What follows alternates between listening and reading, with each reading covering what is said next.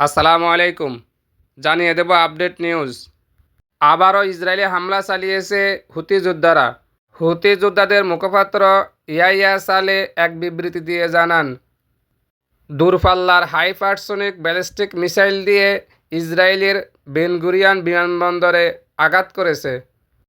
তিনি আরও দাবি করেন, হাইপারসোনিক ব্যালিস্টিক মিসাইলটি লক্ষ্যবস্তুতে আঘাত হেনেছে। এতে করে এক সপ্তাহের মধ্যে চতুর্থবারের মতো ইসরায়েলি বিমানবন্দরে হাইপারসোনিক ব্যালিস্টিক মিসাইল দিয়ে আঘাত করা হয়। সঙ্গে সঙ্গে বেন গুরিয়ন বিমানবন্দরে সতর্কতামূলক সাইলেন্ট বেজে ওঠে। এতে করে 1 ঘন্টারও অধিক সময়ের জন্য বিমানবন্দরের সকল কার্যক্রম বন্ধ হয়ে যায় এবং ভীতু ইসরায়েলিরা বাংকারে গিয়ে আশ্রয় নেয়। বাংকারে আশ্রয় নিতে গিয়ে 2 ইসরায়েলি নাগরিক আহত হয়।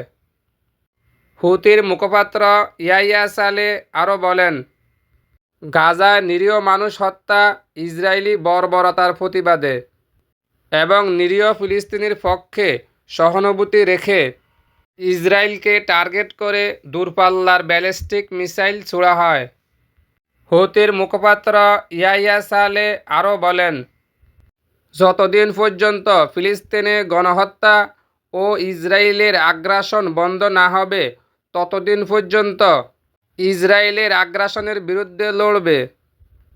হুতির মুখপাত্র ইয়াইয়া সালে আরও বলেন, বিশ্ববাসী দেখছে ইসরায়েলের বর্বরতা। সেখানে গণহত্যা চালিয়ে কিভাবে হাজার হাজার নারী ও শিশুকে হত্যা করেছে ইসরায়েলি বাহিনী এবং সেখানে ইসরায়েলি বাহিনীর অবরোধের কারণে লক্ষ লক্ষ মানুষ খাদ্য সংকটে আছে।